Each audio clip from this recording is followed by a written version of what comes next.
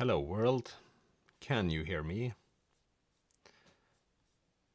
If someone can hear me, please leave a comment or chat or the name of the thing in there. Then I'll know you're alive.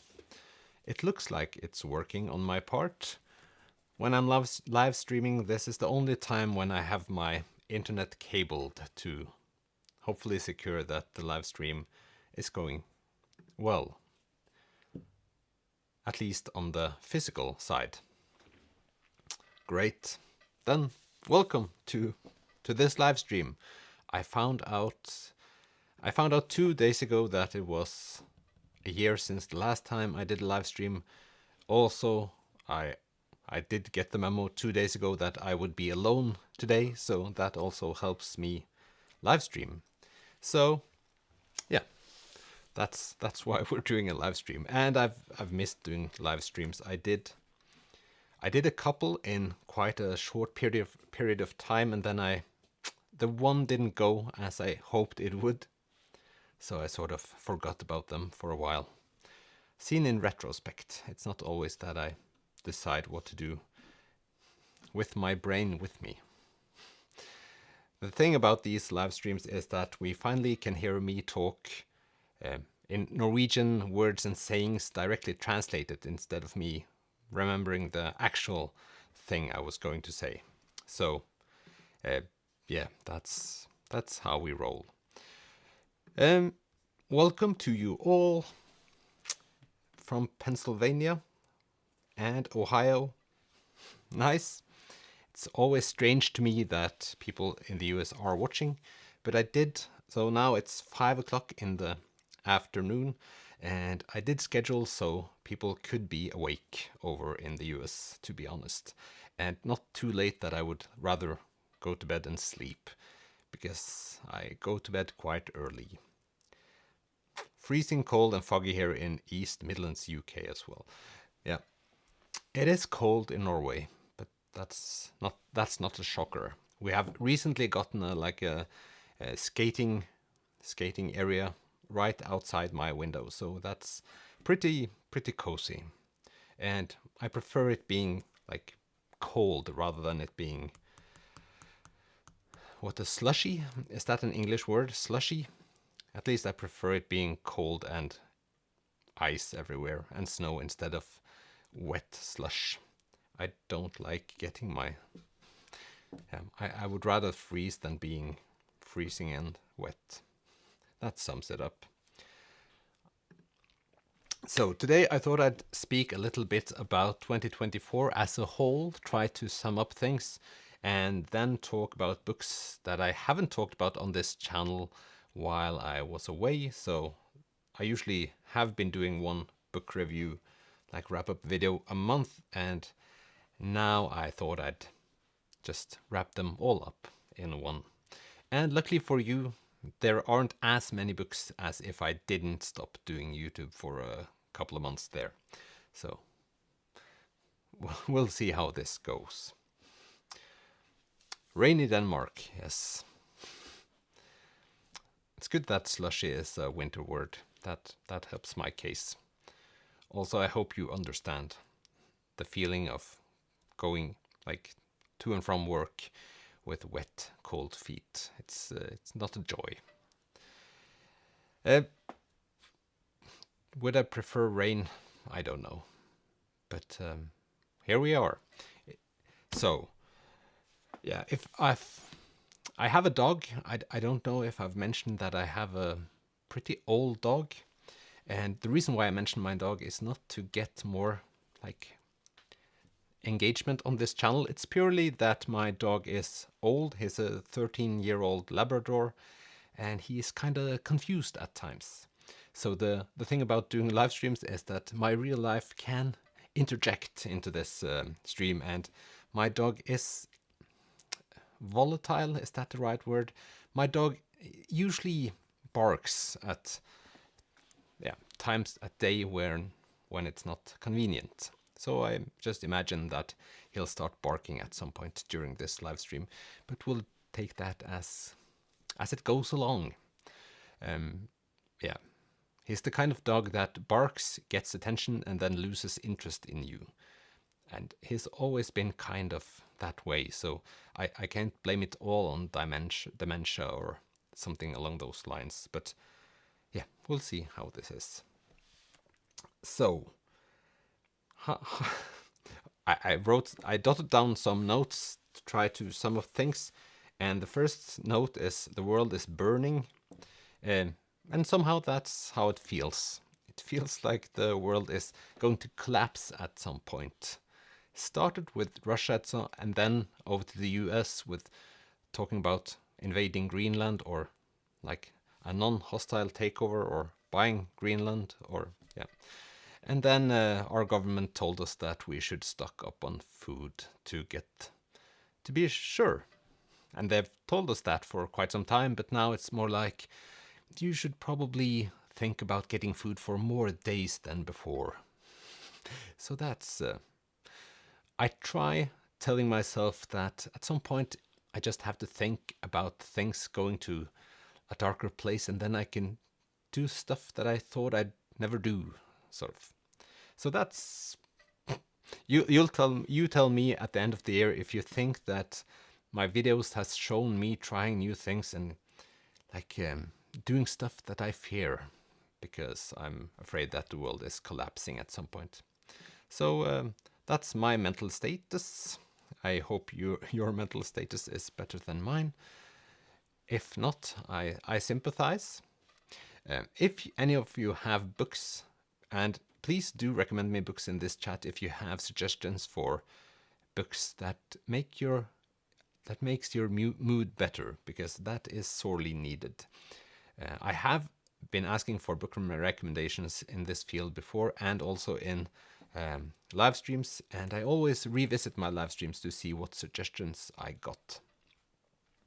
And sometimes when I get suggestions for books on this channel, I usually put them to be read on Goodreads, and then I revisit that place now and then. And that has been effective. So usually when I decide that now I want to buy books, then I go to Goodreads and I just browse through all of the books I've put on to be read at some point. I find that to be, helpful. I did stop using both Goodreads and Storygraph while I was sort of on a break, but I regretted that decision after I started making videos again, so I just had to update those two piles, which was an interesting ride because it's a big difference between what you think of a book when you read it and what you think of that exact book a month or two afterwards. It's never the same, and I wish I had given them a rating the first time around, and then I could just see what type of rating I gave them afterwards. Yeah, it would have been a fun video, but then I would be very consistent in not rating my books, or rating them in one place and then another place. Did I just come up with a video idea? I don't know. I could maybe just do in Goodreads, I could rate all my books and then go to Storygraph on the 31st of December and just give all the books a rating to see how that looks. Yeah. I'll think about it. Probably won't, because it seems like sort of a hassle.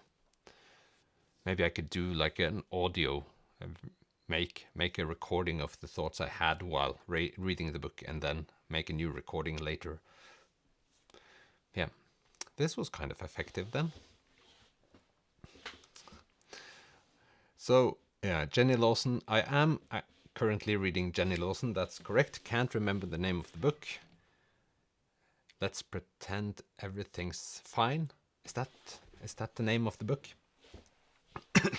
It's it's entertaining, especially I've just finished the part where she's in an HR rep and talks about men in the workplace printing their penises, which I find amusing and not surprising at all.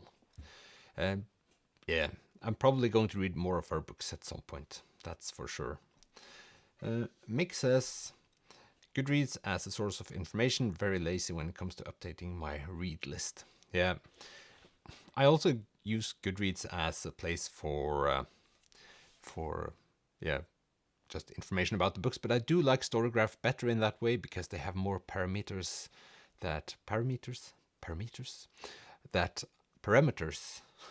difficult word, that I feel that it's easier to understand if I like a book or not, especially the place where they have, is it fast paced or slow paced? That usually is a trigger word for me. I do like my fast paced reads, even though the books might be chunky. It's always an indication, and most of the books have the majority of the votes on medium paced. So if I just go to fast paced, where more people than not have given it a fast paced reading, I know it'll not be suffocating, at least. Welcome to the chat, Elin. Nice of you to drop in from Sweden. Let's pretend this never happened. Yeah, that's the one. I never ever remember names and titles, or seldom. I really struggle with names. So Lunacha says that or Cottage Court Library, sorry Ellen, not sending notifications. So I have one thing I wanted to ask of you, and that is that YouTube has this thing where you can ring the bell icon and the other one, notifications. So if some of you don't have that engaged, please consider doing so, because one of them, and I'll check because I took a screen grab of it the other day. Let's see.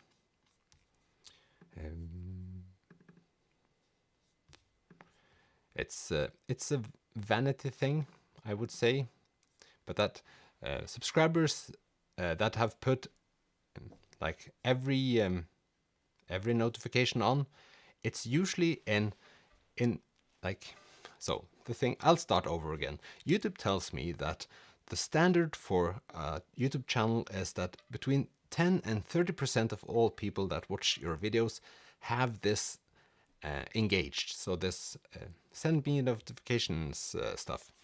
And I've always been on 10%.0. So that has been like, okay, we're good to go. But now I realized that it has dropped till 9.9%. So I probably need one person to push the bell icon or whatever it's called, so I can say to myself that I'm within the average of YouTube's algorithm stuff. So that's my public service announcement.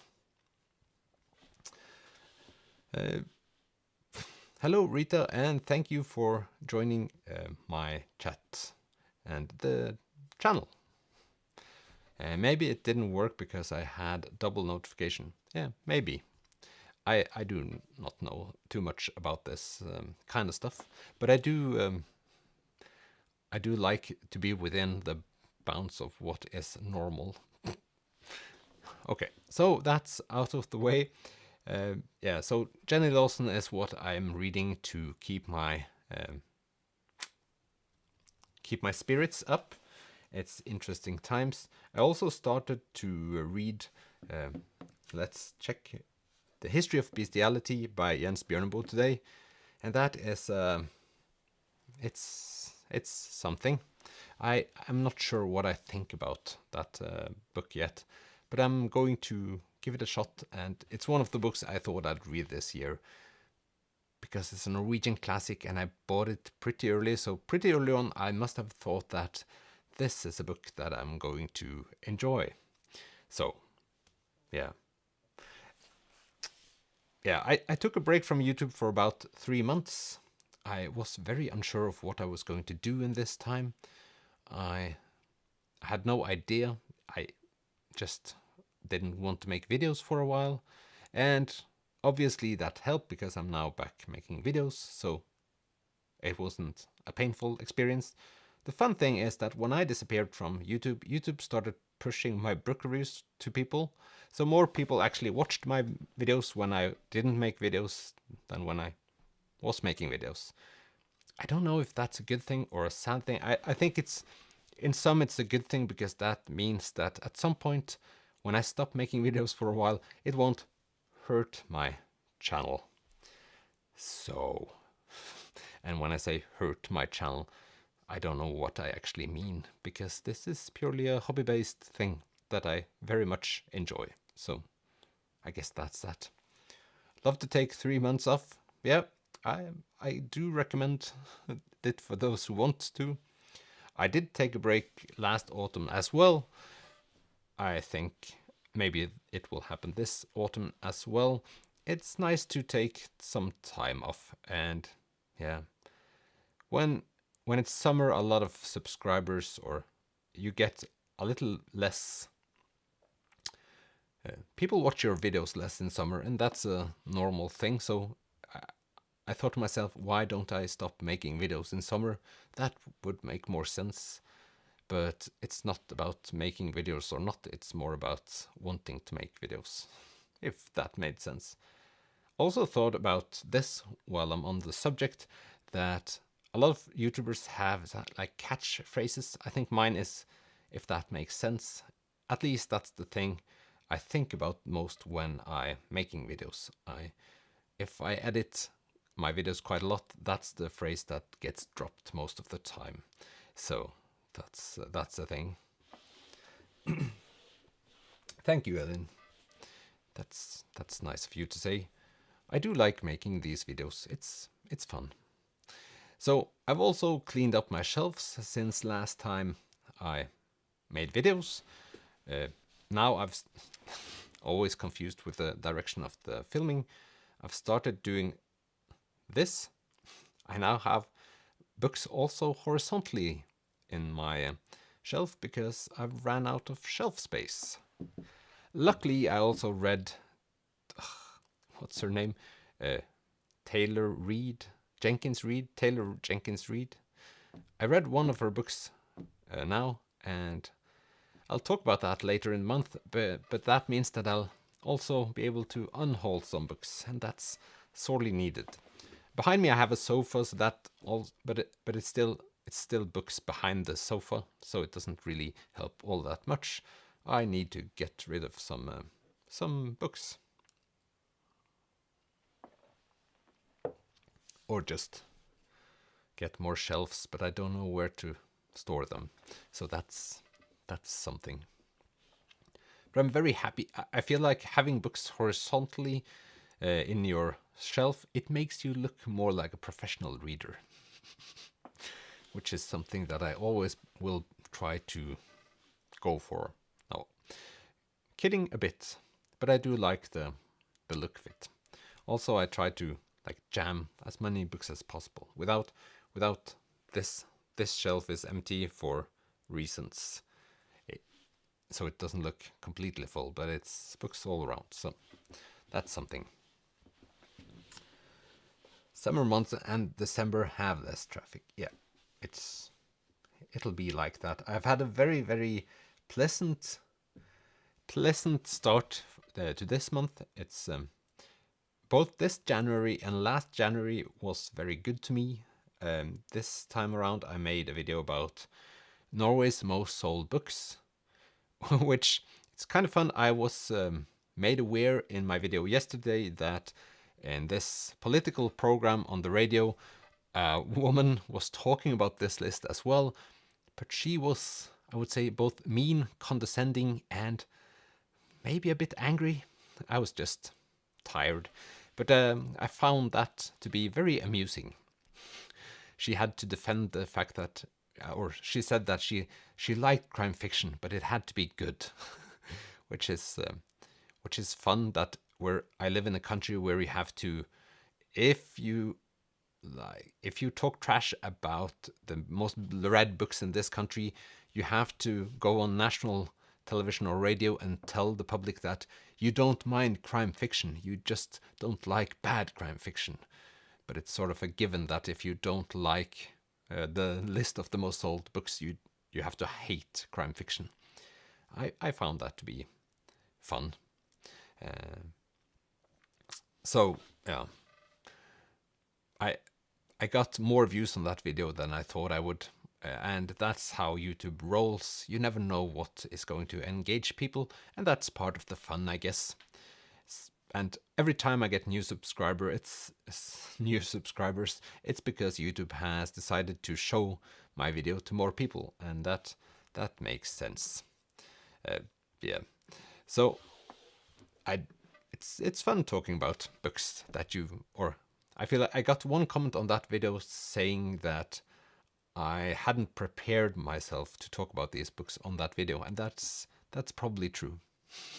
But that's how it is. I don't have time to prepare all my videos. If that was the case, I wouldn't have had many videos.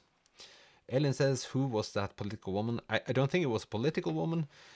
It was just a woman with strong opinions on the subject. It's Dagsnytt 18 from Friday. Yeah. So the last segment on Friday's Dagsnytt 18. It's 9 minutes of pure fun. Or so I felt.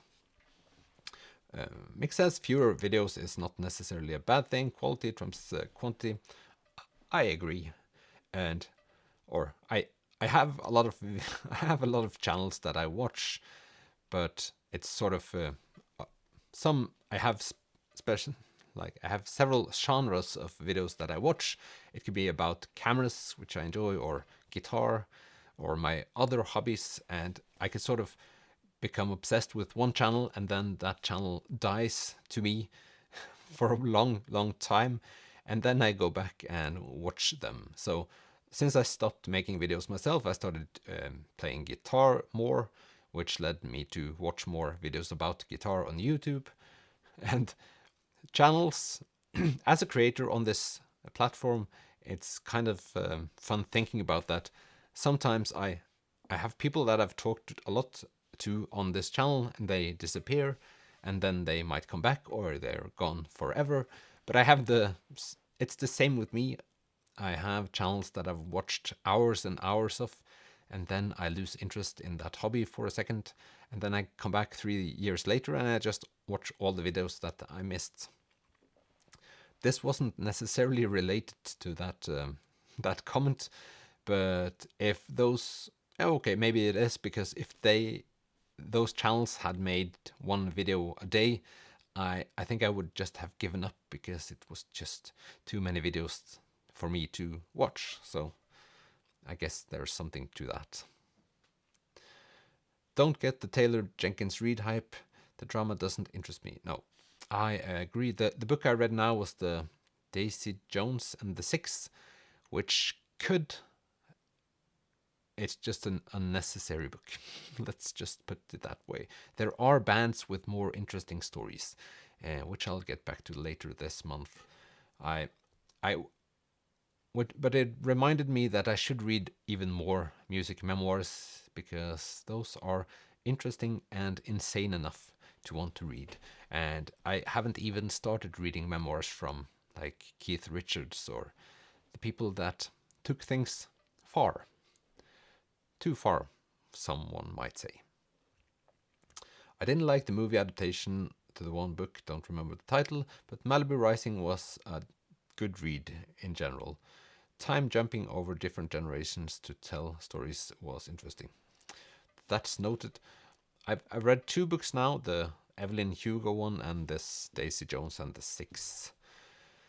But yeah, we'll see what happens. I also want to do an on-haul at some point. It's like there should be a limit to how many years you can have books standing in your shelves without any interest in reading them. So maybe I should have 1 month where I just read books I thought I would unhaul, or start reading them and see how many that sticks. I find it very practical if I'm struggling to decide on which books to read. I can start just reading a couple of sentences, and that will often be enough for me to tell if this is a book that will fit my mood or not. And that I didn't know until I started reading more books.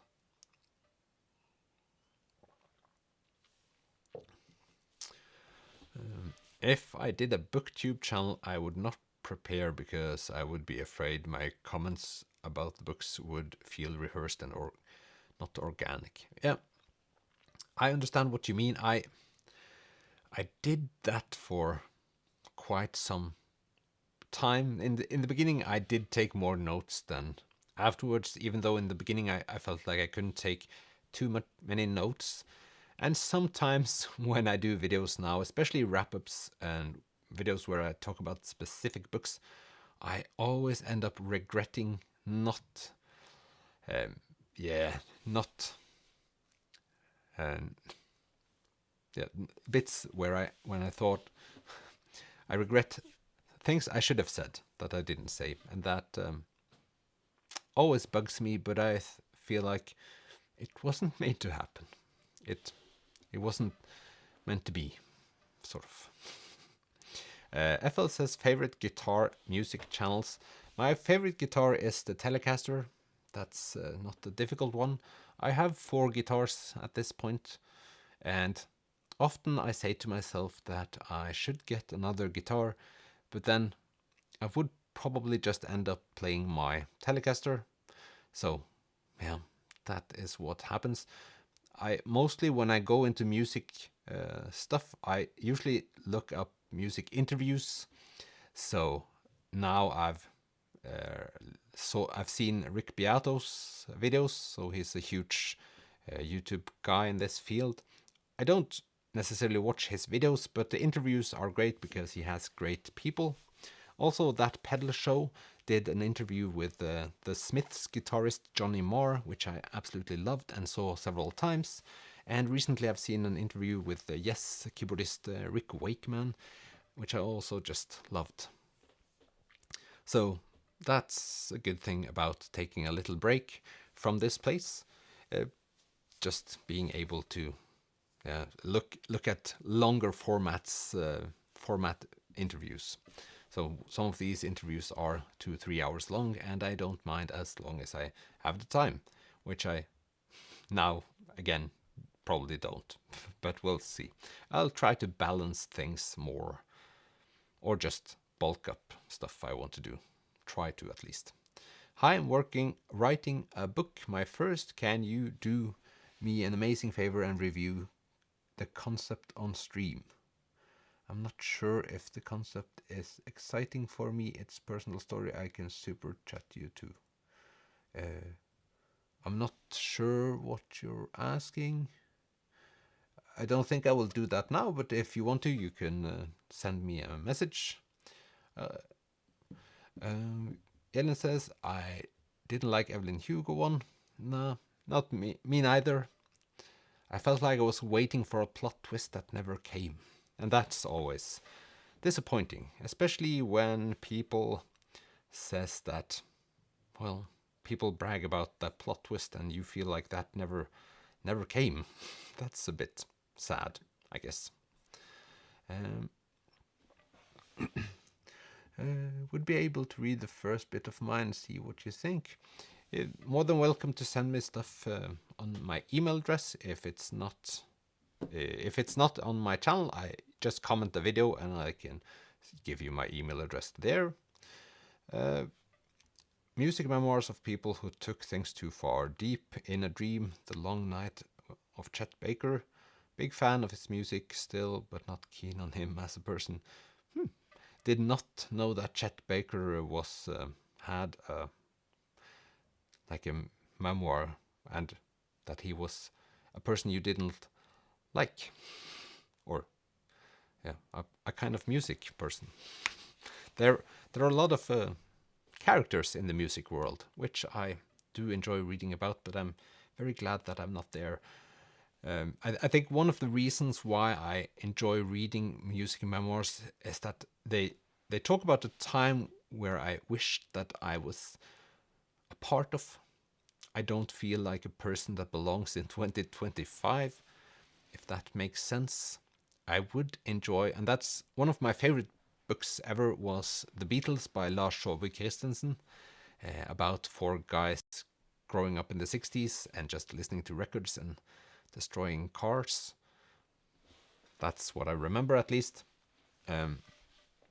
And I guess the feeling you get when reading the stuff it makes me want to live in that time, but still, I get the feeling that you should be rich if you want to grow up in the 60s or 70s, at least richer than ever.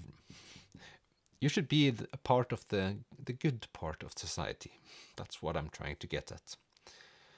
Rick Wakeman does an excellent one-man show mixing music and humorous anecdotes. I do fall in love a little bit with people like Rick Wakeman. He's just so obsessed with his playing, and he's like devoted his entire life to doing music, or that's just his thing. And he does it so incredibly well. I played Rick Wakeman piano bits for my children yesterday. They were not impressed, but they're 3 and 5. At some point, they'll learn. Yeah.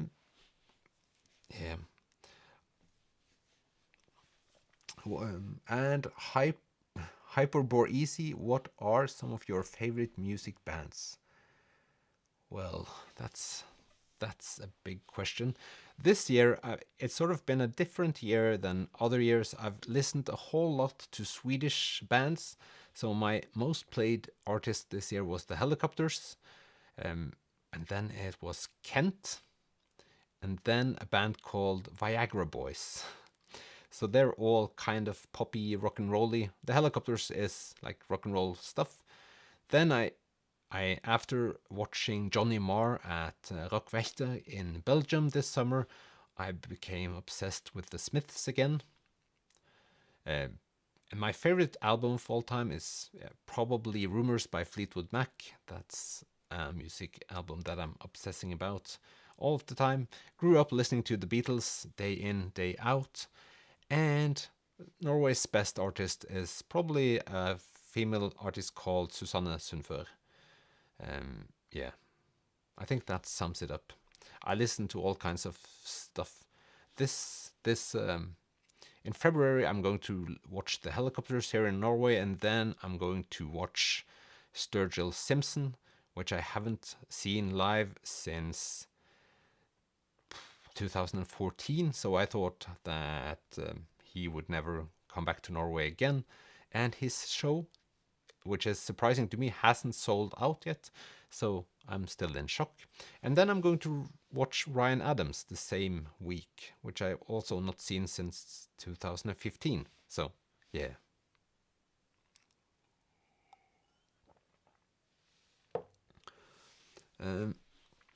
Elvin the Grey says, you could get a bass guitar for variety. Yeah.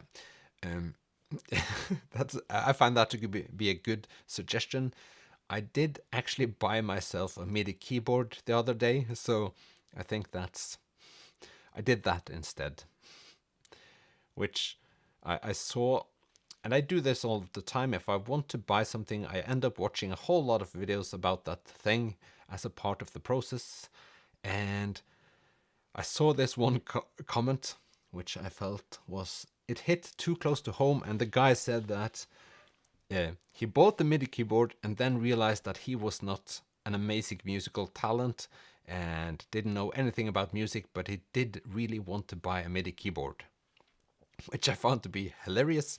And I thought to myself, well, this is me, because I have previously owned a MIDI keyboard. Did I become a huge movie star? No. Movie star? Music genius? Did anything revolutionize my life with buying that said keyboard or MIDI keyboard? No. But we'll try again. It's a different MIDI keyboard this time, so second time's a charm. Hopefully. Yeah.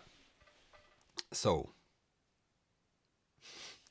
didn't think I would talk about my MIDI keyboard on this channel, but it's a cheap device, and I felt like it at the time. I said to myself, maybe at some point I could set like a music score to my YouTube videos, but we all know that won't happen. Maybe it'll happen in one video and that'll be it. You'll just have to see what happens. Yeah. I'm very happy I could talk about MIDI keyboards. That's for sure. Fleetwood Mac is the shiz.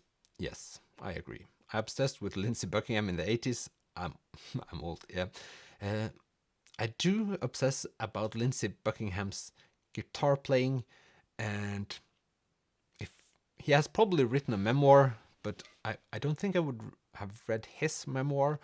Maybe I'll read like Mick Fleetwood's memoir, because Lindsey Buckingham seems like an unpleasant person to work with, and I feel like that's backed up by the fact that they kicked him out of the band now finally, and that probably happened like 6 years ago.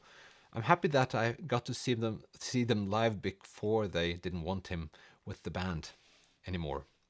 That, yeah, he's a genius, but he's also not a pleasant person to be around. And reading Taylor Jenkins Reid, if you've read the book and you know anything about Fleetwood Mac, it seems like they've just written a new book about Fleetwood Mac. So, yeah, I don't know. Wasn't impressed. Susanna and the Magic Orchestra, no, but do like her as well. I really like Bel Canto. They're probably my favorite band. Yes, they are really great. Haven't listened to them in quite a while.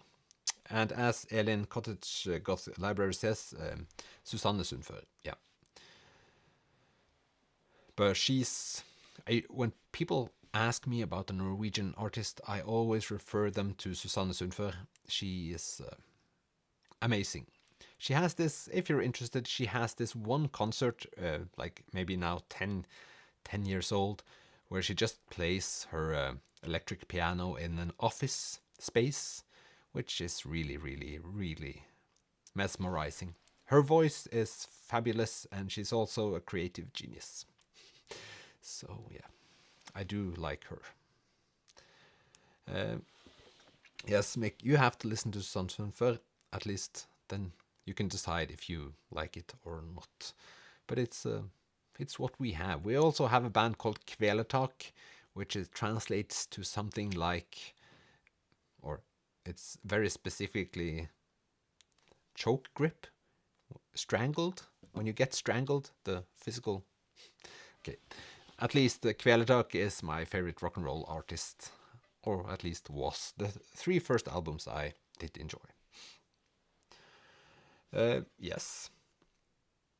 So, I thought it was worth mentioning so you know what happens in my life these days.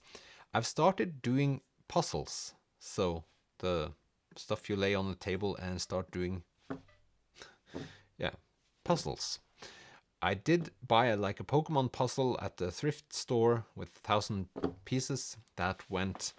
I did that together with my kids too many times. Then I bought a 1,000-piece Impossible Christmas puzzle, which was infuriatingly difficult to do, but we did it.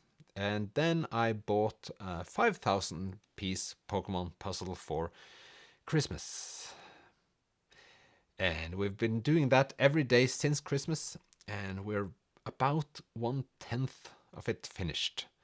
And we can't really fit it anywhere else than on the floor, so we have to do it like part by part, and that just takes up a lot of time. So I don't know. It's I felt like I had to ventilate a little bit. It's, yeah. Puzzles are very chill, good way to listen to audiobooks. Yes, that was going to be my second point, because I've spent that time after the kids go to sleep puzzling with my audiobooks on my ears, and that is, what's the word? It's very meditative. I feel like I'm very relaxed. An acquaintance of mine has a son who I think managed a Norwegian band called Pelbo, who I thought were very good. If they're called Pelbo, I haven't heard about them, but I will try to check out later. I have a few colleagues who are really into jigsaw puzzles. You'll see them at one end of the table during lunch. I'm on the crossword puzzle site. Yeah. I've never been a puzzle, like a jigsaw puzzle guy earlier, but it's a very nice activity to do together with others. Even though in my family we have managed to do that as a, like, making it a competitive thing, which I I don't know who to blame. I think we're all to blame in that, with that new situation. Um, so I think I think that sums up what has been going on in 2024. Uh, I've also been on a couple of vacations. I've visited Milan in Italy, which I did visit because the flights were very cheap. And then I realized together with my girlfriend that booking a hotel in Milan was extremely expensive. So I've learned that next time I'll do a trip like this, I'll yeah, just check the hotel prices at the same time. That is a wise thing to do. Then I decided to go to France to visit a couple of friends of mine, which is nice because they're very nice people, and I get treated like I'm a small child, which can be pleasant sometimes. They're very, I don't know the English word, but they are very, they make you feel like you're at home. So I visited Paris, then Amiens, a city an hour with train north of Paris. Then I went to this harbor city called Le Havre, which I've only heard about because after World War II, that place was shattered and then rebuilt by one architect that just laid out the city and decided where things were going. And it looks amazingly weird, I would say. It has this church, the Cathedral of St. Joseph, which is built with 50,000 tons of concrete, and it looked fantastic. So I don't know if you're going to Le Havre, then go visit that church. It's probably also one of the only things that you really want to visit, but the whole place is weird. And I have to say that after visiting a ton of cathedrals and old buildings and places, you get sort of fed up, or your mind just can't take any more Gothic style cathedrals, as insane as that might sound. So, so that's probably the highlight. I also went to a concert, but I can't remember the name of the band. So there you have it. But when I went to France, I decided that I wanted to read more French novels, so I picked up both Welbeck, Michel Houellebecq, then Victor Hugo, Annie Ernaux, and the last one, I have to look at my notes, it's Anna Gavalda. So really got into the French literature this fall. What's the Norwegian word? I can't remember the Norwegian word, to be honest. I don't know if there is a Norwegian word, or I just try to make up one. That also happens sometimes. Yeah. So today when I started reading Jens Bjørneboe today, I thought immediately that this reminds me of Karl Ove Knausgård, which then made me try to do like I tried to think, what is it that makes me want to think about Karl Ove Knausgård when listening to this narration of Jens Bjørneboe? Is it the fact that the narrator seems like he's really, really self-confident, that he knows what he's talking about? He has strong opinions, and his opinions are the right ones. I am not entirely sure. That might be a part of it. Or is it how this story is told? And I am not the kind of reader that knows too much about narration and what is your, like, how the story is told. But I learned today that there's something called authorial narration, and personal narration. And if it's not called, so the authorial narration is a word I think is the right in English, but the personal narration I don't know if that's the correct word. But I landed on that it's the way that this story is told via personal narration that makes me feel like it's most knivskårig. So yeah, that's my conclusion. Did my senior thesis on Gothic cathedrals. I still can't pass one up when abroad. Same for castles. Yeah. Well, I think I don't know how many cathedrals I visited when I went to France. Quite a few, more than 10. And after a while, I didn't have time to enjoy them as much as I might have wanted to, so that puts something away from the joy of it. But I do like going into a new cathedral and just, yeah, feeling the vibe. Is it weird to say the word cathedral and vibe in the same sentence? I don't know, but I do like going into old buildings. And if you haven't visited Norway before, sort of, I don't know how to say this, but our cultural heritage is sort of wiped out, because the thing we are known for is our Viking ancestry, and those things are old and built with wood, and wood doesn't hold up very well unless it's in mud or something that preserves it. So after a while it just, it disappears. So yeah, all that is left is the things that we built in the 60s and 50s to rebuild this country, it seems, at times. And some fortresses, but they aren't all that. So if you come to Norway, do it for the northern lights, the mountains, the fjords, the stuff that can't really be destroyed quickly. I just thought of you could bomb a fjord or a mountain, but it wouldn't change it too much. So that helps. Yeah, I'm not that dystopian that it might seem when I talk today. So let's see. What's next on your reading list? Well, I do really want to start a new fantasy series. I'm not sure why, but there are some moments, like I don't think I got the same feeling last year that I got the year before.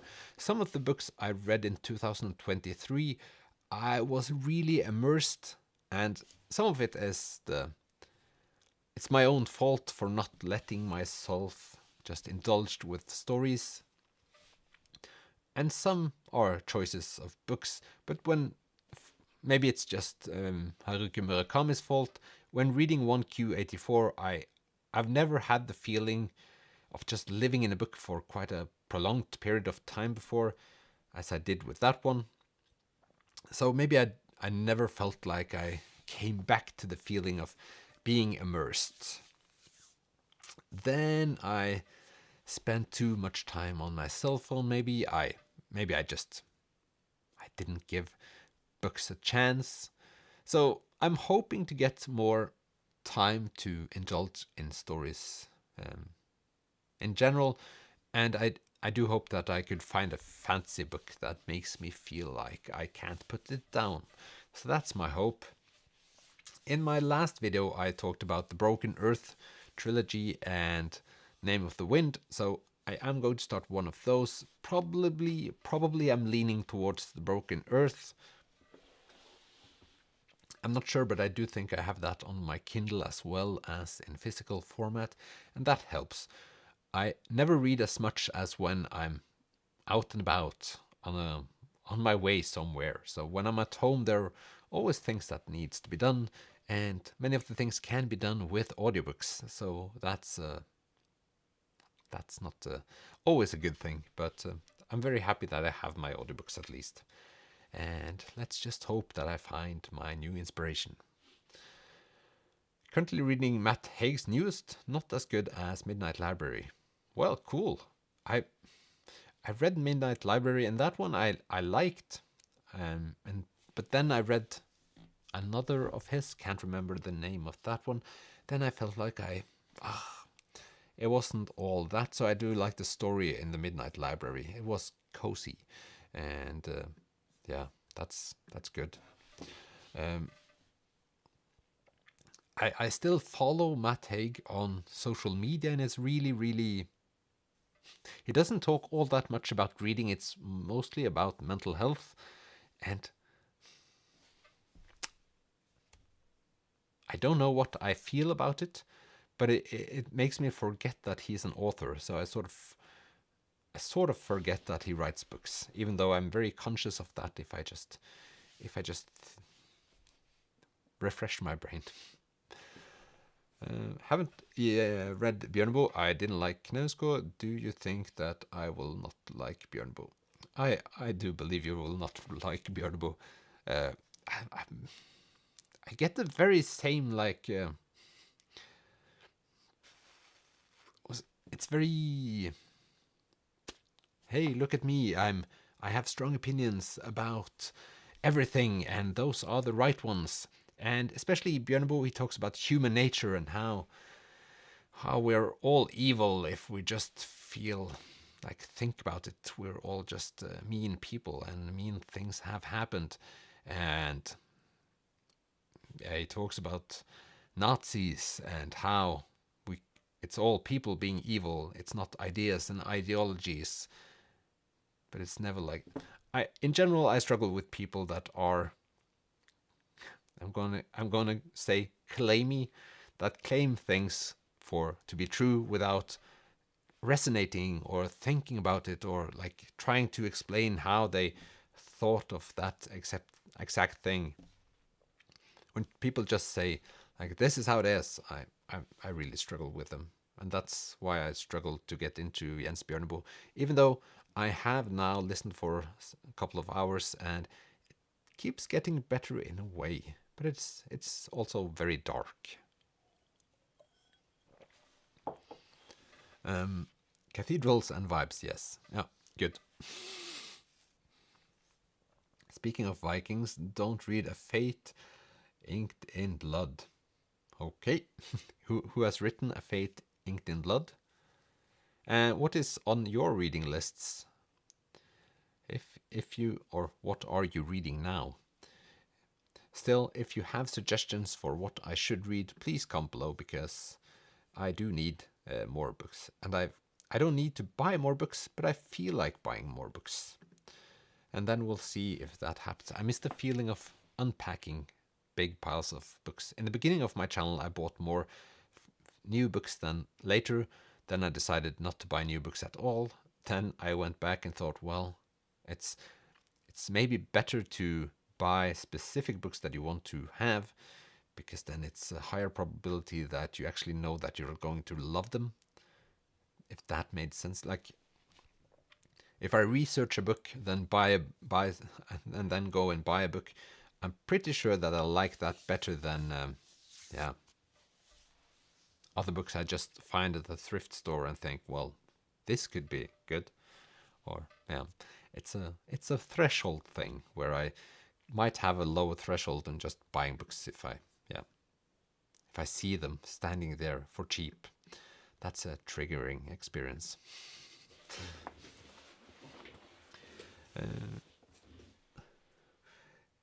I'm so over I can't say that word. Romantasy. It has taken over the fantasy genre, and I'm so tired of it.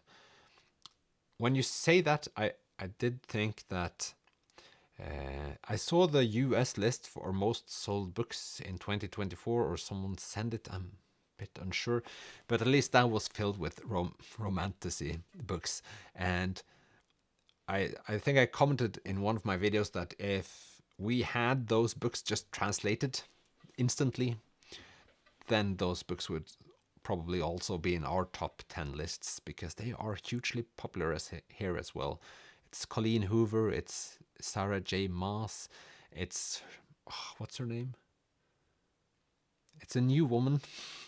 It's one woman this year that I've heard talk about all over the place that I haven't heard talk about 2023 at least. Her name. Well, maybe it'll get back to me. I've read the two first in the Court of Thorns and Roses, and well, I see how people in their teens might enjoy reading that, but it gets a bit boring after a while, especially if you're going to make several books on the same topic. I could recommend fancy books from now until tomorrow evening. Yes, I know, and you're more than welcome to do so. I'm currently reading My Sister's Keeper by Jodi Picoult, trying to read more on the books I have on my shelf. Jodi Picoult hits you in the feels hard. I feel like she is constantly also, if I'm not mistaken, one of the authors that are often you could buy her books for cheaper on Amazon store, which I do want more books for my Kindle. Maybe Cassandra Clare or Jennifer Armentrout. Fourth Wing has been translated into Norwegian, and we have a long waiting list. I've read it, but I don't think I'll read the second. Yeah, and that's by Jaros. Is that her name? Yeah, and those books would also probably be on the top 10 list if they were just translated at the same time as they came out in English. Maybe. Fourth Wing was so overhyped, I didn't get it. I don't want to read the rest of them either. Prefer The Hobbit. Yeah, I could mention that's also something I did when I was on my break. I watched the Lord of the Rings movies again, and when I was a kid, I didn't like the Lord of the Rings movies. I did love the Harry Potter ones, and now I do like the Lord of the Rings movies because of the cinematic aspect. They're so well made. But the thing is, I didn't watch the extended series, so I've never watched them in their like full glory, and I have to do that at some point. Also have The Hobbit standing in my shelf, so I will read that at some point. Hobbit is my favorite book of all time. I have 17 different editions. Well, yeah, that's pretty hardcore. I did a whole series on my channel in 2024 reading the Hugo Award finalists in the novels and novella categories. What was your favorites from that list? I have considered reading a couple of those earlier. I have one friend that is really into fantasy, and he does recommend me some of those books sometimes, and yeah, it just never happens. I got Dune for Christmas 3 years ago. Then it's Leviathan Wakes, or what it's called. I just can't get myself to reading like sci-fi books because I don't enjoy sci-fi movies all that much. But maybe this will be the year. I think I've said that a couple of years earlier as well. The Hobbit is excellent. However, I could not get along with Lord of the Rings. Maybe that's good input, Mick. I've not started. I read all the Harry Potter books last year, so maybe this year will be the Lord of the Rings year. Did not someone say sci-fi fancy? Dune was meh. Yeah, I don't know what to expect from Dune, but it's like with Gone with the Wind. I do want to read the book before I watch the TV series. Not that I watch too many TV series. Yeah, to be honest, should try to find a new TV series or watch a whole movie, and instead I do rewatch The Office each year, which is kind of, it's not a waste of time, but I could have more time in between each time I rewatch The Office.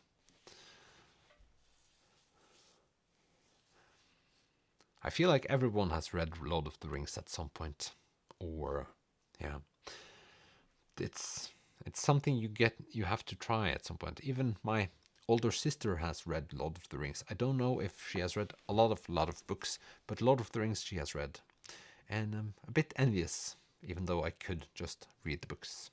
I do get that. If you want to read a Viking Norse myths based fantasy, I'll recommend books by Genevieve Gornichek. They're huge Viking nerd and has done a lot of research. Yeah, thanks. I've also, if Norse mythology, I of course have the Neil Gaiman book I haven't read. I thought about it yesterday when I talked about Pratchett on my channel, because I read maybe eight books by Neil Gaiman in a year or two, and then just completely stopped, even though I have books in my shelf that is Neil Gaiman books that I want to read, but still I've just kept it on hold, and that's, well, I should try to read more Neil Gaiman books this year. Same with Fredrik Backman. I like Beartown was my favorite book a couple of years ago, and absolutely loved it. But then I didn't read the sequel. Some of the people commenting my videos said that if you're going to read Beartown, the second book, you might have to wait a while because it was quite similar to the first one, but the third one is a genius book. So I thought I'll wait a second, and then I started thinking that I might find this at a thrift store somewhere, but that didn't happen at all. So now I have to go. I should go to the library. So I live together with a woman that goes to the library every second week, and she brings home a lot of books for the children to read. And I've never managed to get myself to the library once, or at least not for the purpose of getting a book for myself. So maybe that'll be this yearly challenge. I'll go to the library and loan the second book in the Bachman series. I forgot the name of the series. Beartown. Yeah. And then there's a second vote for Genevieve. Love her. Nice to know. Definitely, yeah, Gaiman and Bachman. Definitely things to read if you want to feel better. Yeah. And that's why I started reading them as well. They get you in a good mood. Also the same with Murakami, only that's a bit more weird. But I do like his weirdness. It's a weirdness I can understand. I met Genevieve in August, and we went to the historical museum in Oslo and looked at the Viking stuff. Ooh, that's cool. I also have to visit more museums in this town.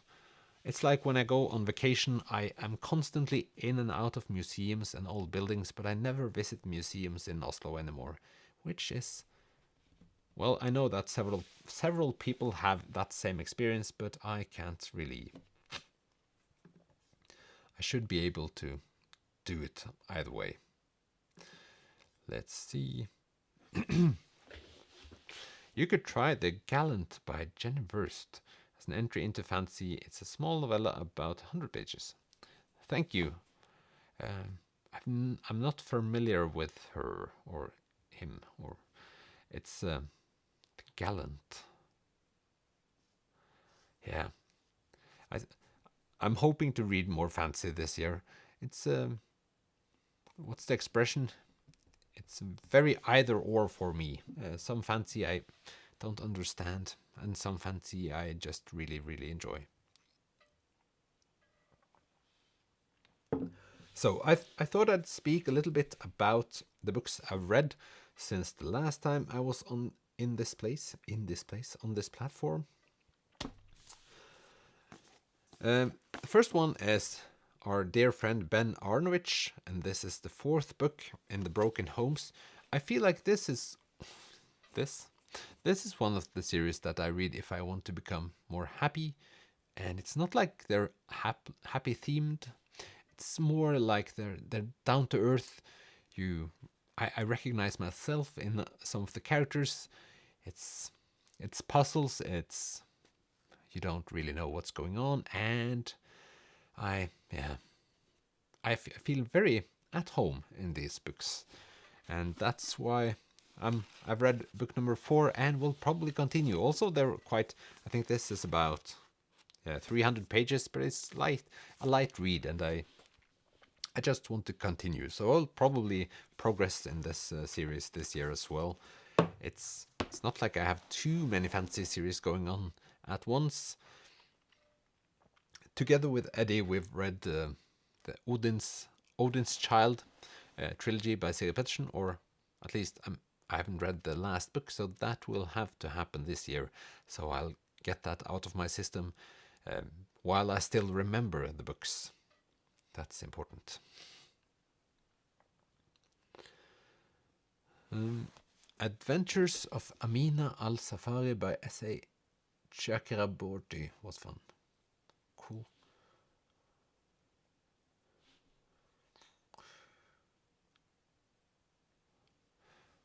A lot of books I haven't heard about. That's cool. I've never seen one of your videos, but I'm going to sub right now. Yes, it's good that we get some form of. Yes, go over to Ellen's channel as well. That's what I'm trying to say.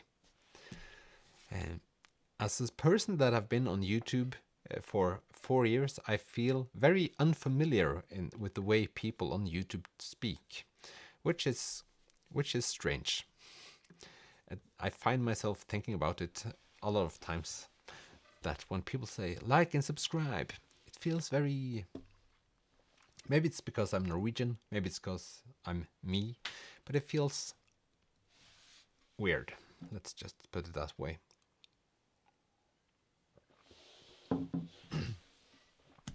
So then I went over to reading Victor Hugo for my trip to France. In this edition I've probably had for how long? 15 years or something. I did buy this book quite early, thinking that at some point I would read it because I like the Disney movie, which is something that happens. The same with Les Miserables. I love Les Mis musical, have done for a lot of years. I do really, really like the music. And for a piece like that, I want to read the novel, but for me to read a novel like that, I would have to be sure that I could remember the names and understand the plot. If not, it's very much a lost cause. So that's why I'll probably try to read the Les Mis book at some point. I got a comment, I think yesterday, about reading that novel next time I visit France, and I found that to be a good suggestion. Maybe I'll do it when I visit Belgium in the summer, because then I'll have a lot of time to read, and if I only read one book, I can really digest a lot of pages in that time I'm sitting in my camping chair outside a festival. That's what I'm trying to say. I thought that The Hunchback of Notre Dame would be more bleak, darker, have more rapes in them, because that's what I've heard. So I thought this will be painful to read, but it wasn't all that bad. Yeah, I don't know where I'm going with this, other than that was I a little bit disappointed? Yes, because I thought that if you have a book that's really, really graphic, at least you'll remember it for being really graphic and for being like sad and powerful to read. It's like if you read a sad book that's not really that sad, I'll become sad because I was hoping to get sad. I was promised by the book that this would bring me to tears, and if I do not then begin to cry, what's the point? Yeah, I don't know. At least I've read The Hunchback of Notre Dame, will read Les Mis at some point, but will read it on my Kindle, so I'm not going to, so I will not forget what page I was on, etc., etc. Still, my favorite French book is The Count of Monte Cristo, and yeah, will probably be like that for a while.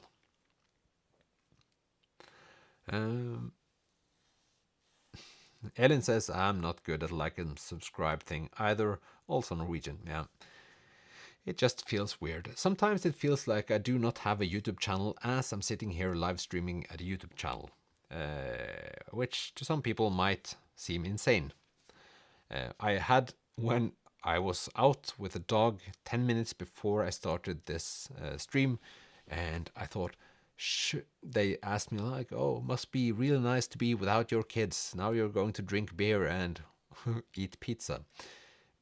And I thought to myself, well, not exactly. I'm going to do a live stream talking about books on YouTube, as every other parent with small children. But I didn't tell them, because that it's just too many follow-up questions, I think, which I didn't have time for. So that's it. The world is a weird place. What's the weirdest book you've read ever that you enjoyed? If you have a weird book that you really, really enjoyed, but you think no one else will enjoy, please bring it up in the chat.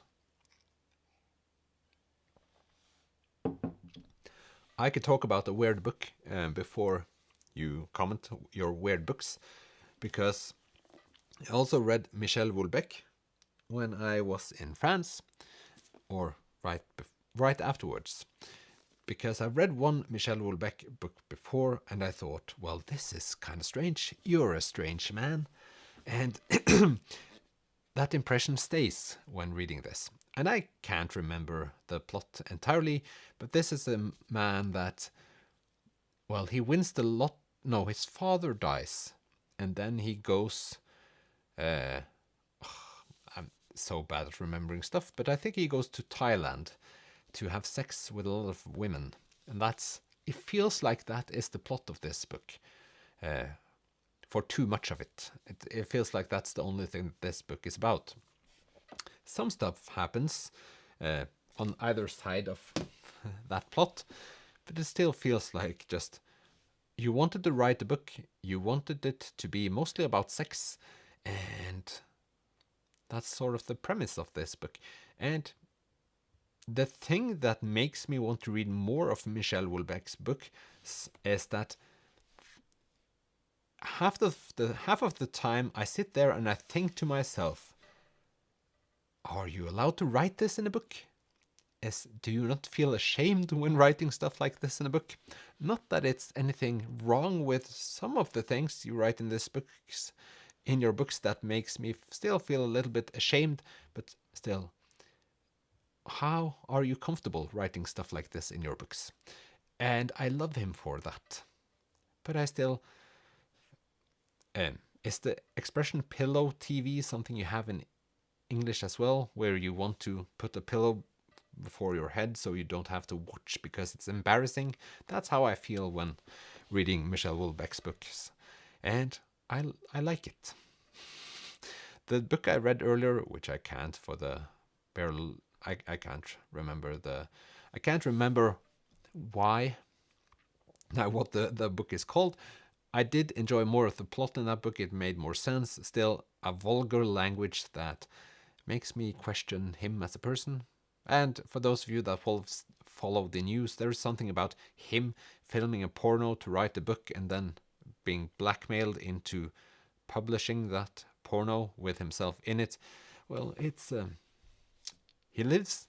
he has a different kind of lifestyle than most authors. Or at least it's more out in the open. I don't know what authors do. So that's one of the books I read when I was on my YouTube break. Victor Hugo is the only author where I love the adaptations but can't stand the books. His books are needlessly long and his writing is deliberately complicated.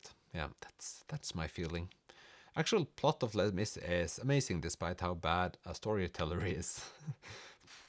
Don't say it like that. But yes, that is also my impression. And Les Mis is, yeah, I do really like the story, but also the music is fantastic. And yeah, if you haven't watched it, there is this 25-year edition filmed in O2 Arena in Britain with like some of the original cast, but also superstars playing the soundtrack with a symphony orchestra and a choir, and it's amazing. So if you haven't watched it, it's Les Miserables live in 25th anniversary concert edition, something like that. O2 Arena.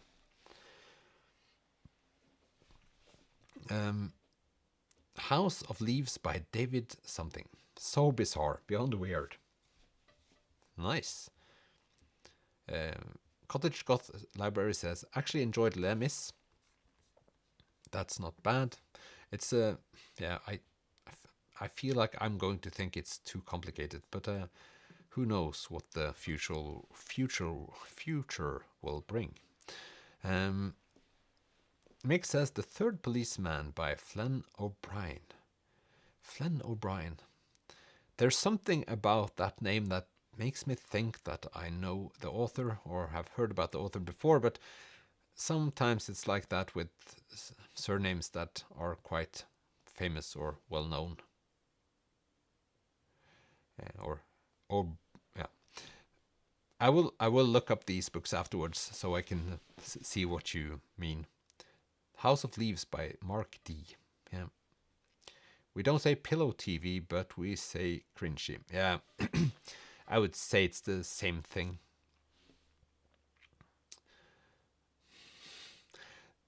Yeah. I should start thinking about finding something to eat for dinner. I think I might want Indian food. I don't think I've eaten Indian food since I was in India. Yeah. I think it's how should I say? I'm a pretty what's the word? I'm not good at visiting countries that's out of my comfort zone, and I do think that India in many ways would be out of my comfort zones. Like not that I wouldn't do it, I would just overthink a lot of stuff. So I think it was really cool that you went there. So yes, let's go to the next French book, and that's Anna Gavalda. And this I can't remember the English title of because it was not a good English title. It's yeah, in Norwegian it's Together We're Less Alone or something like that. It's about four people and they meet. So they have something in common, but not a lot in common, and then they just tolerate each other. It's a very long book, or very long, but I think it's nearly 600 pages, and I did love it because of the characters. The characters were very real, a little bit exaggerated at times, but I felt like it didn't matter as much. It was pretty could have happened, but still they're a bit too angry when they're angry, and they're too like what's the name? They are too special at times. I don't know. At sometimes my brain stops working. So this one I did actually love, and it was a huge surprise. But it's yet another book that me and my mother have in common. So she also loves this book, and I do think I got it from her. And that makes completely sense. I don't know if I'll read more books from this author, and I can't it feels like a one-hit wonder, if I'm allowed to say that. It's based on absolutely nothing. It's just more that I just associate that author with that book entirely. I don't associate that author with anything else than that exact book, and which feels also normal. And the next French author is Annie Arnaud. I'm Still Here in the Darkness is the Norwegian, translated from Norwegian. It's about her mother and Alzheimer's disease. I found this to be a lot better than the book I've read from her before, called The Years. This is a very small book, but I like the diary form this book has. Feels very alive and very direct. It's just the most important stuff, most important pieces that have been kept. And of course, she has won the Nobel Prize for Literature, and she writes in a very, very good way, and about about an important topic. So I guess that's it. So my last French book from this disappearing from YouTube era. Do you have if some of you have a favorite French book, please just let us know in the comments, so I have something to go through later this evening to take a look at. Yeah. Now I have Michel Houellebecq. I will probably read more books from him. So is that the only author I will continue reading? He's a fun and fun and weird person. I think that sums it up. Then a book I've finished quite early this autumn, and it's Breasts. Like trying to get the light right. This wasn't easy. Breasts and Eggs by Miko Kawakami. I've read her book earlier called Heaven, which is about people ganging up on each other while they're youths. And this is about infertility, making babies, breast implants, and those kinds of things. This book I found to be exhausting. Didn't enjoy it at all. And could this be a fun book for fun? It's not fun at all. It's more dramatic, but it's like slowly dramatic in a painful kind of way for me as a reader. I don't know how to say that. It's just it's very, very, very, very slow without any drama of that's noticeable or considerable. And for 15-year-old girls to read this, I probably would recommend. If you have questions about your body, that's what this book is for. At least that's how I feel about it at this point. So I liked Heaven quite a bit, did not like this at all. Heaven is also more sad and shorter, so that sometimes helps. Yeah. So I think those were I have a couple of more books, but I don't have them in a physical format. I'll check my Goodreads to see what books I've read. So let's see here. Goodreads is good for that purpose. You get things in the right order. Yeah, I listened to the Dave Grohl's memoir, The Storyteller, Tales of Life and Music. I did like it, but I didn't like it as much as I should have. I gave it 4 out of 5 stars. It's a music memoir.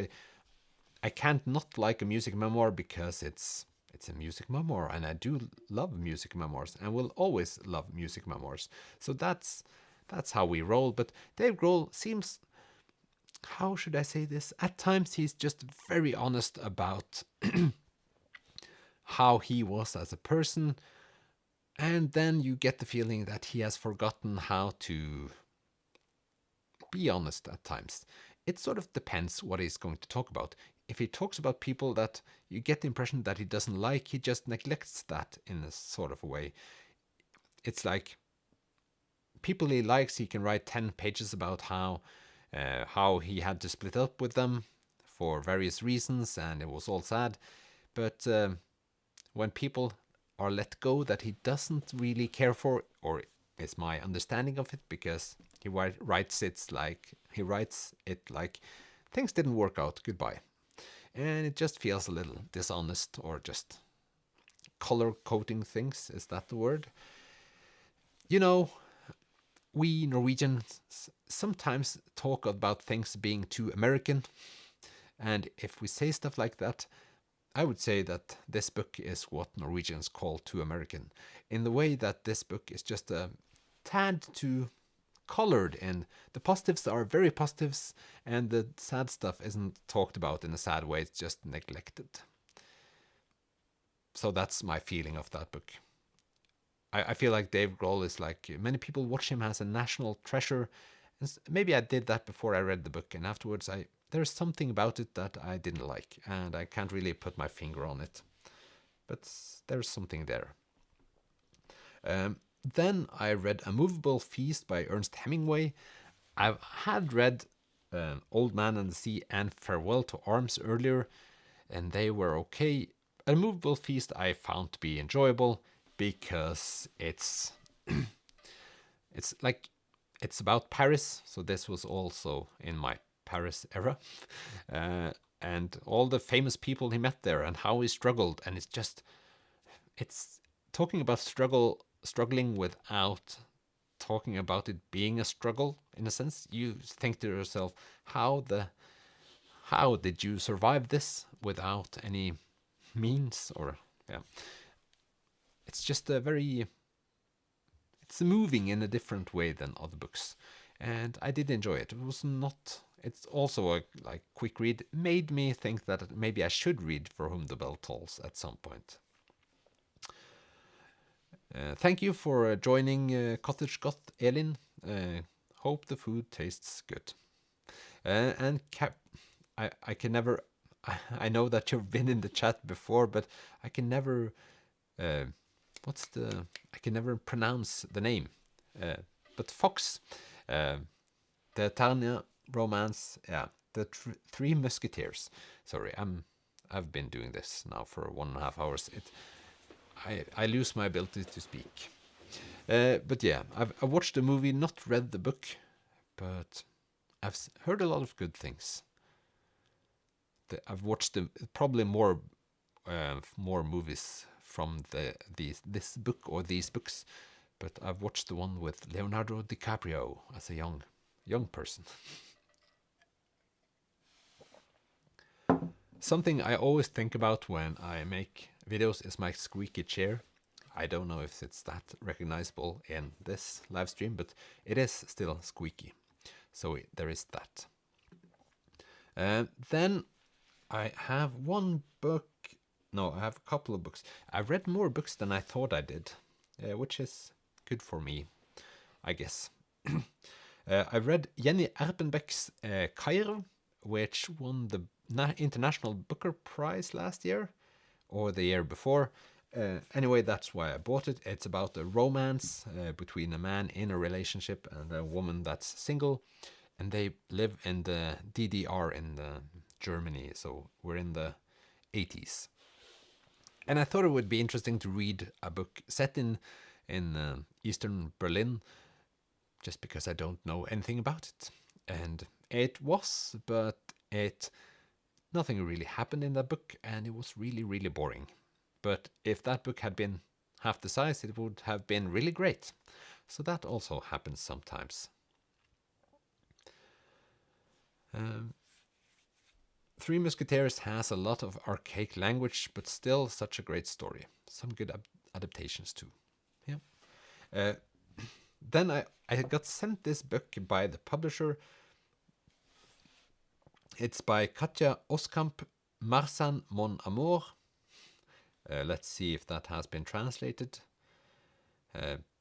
Translated to English. It's like every time I talk about the book, as if it has been translated or not. It always has been translated, but not always to English. But Marsan is the name of the person, and Mon Amour, my love.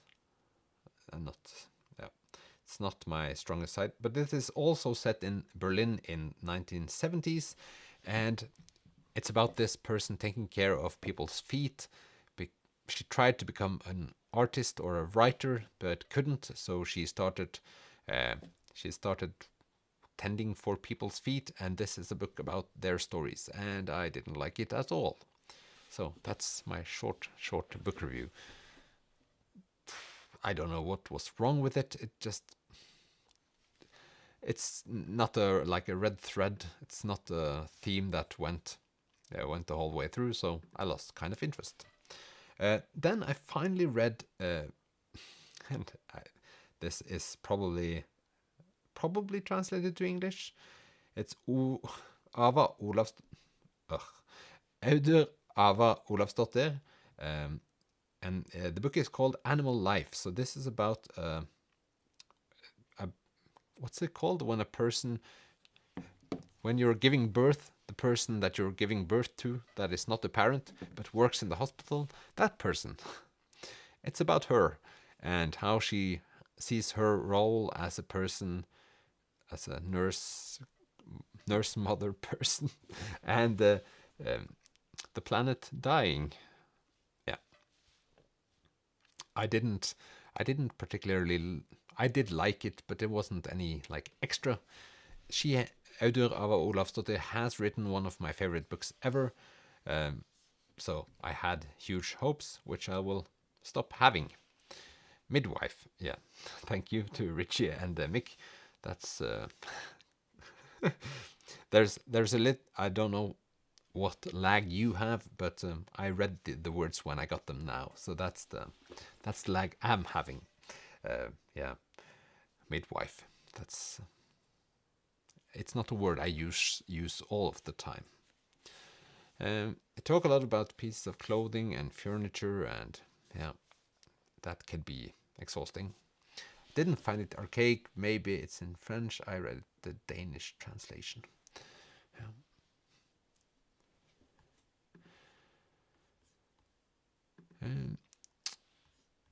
Yeah, I think that was the last book I had on my list.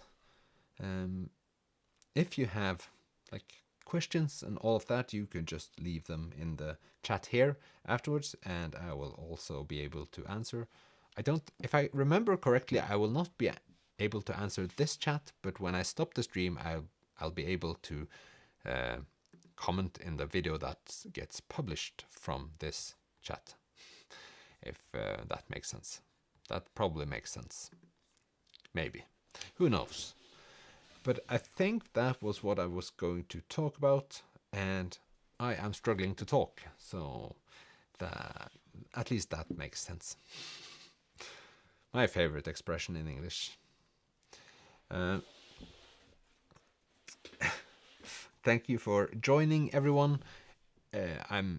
I sent messages to 2 people before starting this stream because I was afraid that no one would watch this, and that's a difficult thing to do if no one is watching. This is sort of, let's just say, it feels like forever, and I don't particularly love my own voice, so it's great that you have hung with me today.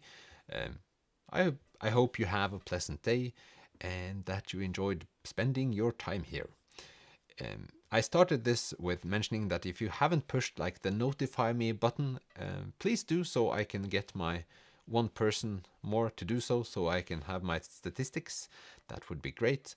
Then it'll show that I have the same statistics that everyone else has, and I'll be happy.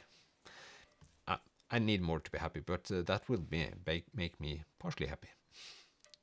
Yeah, do you understand? This is how it gets when I sit here for too long. Thank you all for joining, and I'll see you later. So, bye.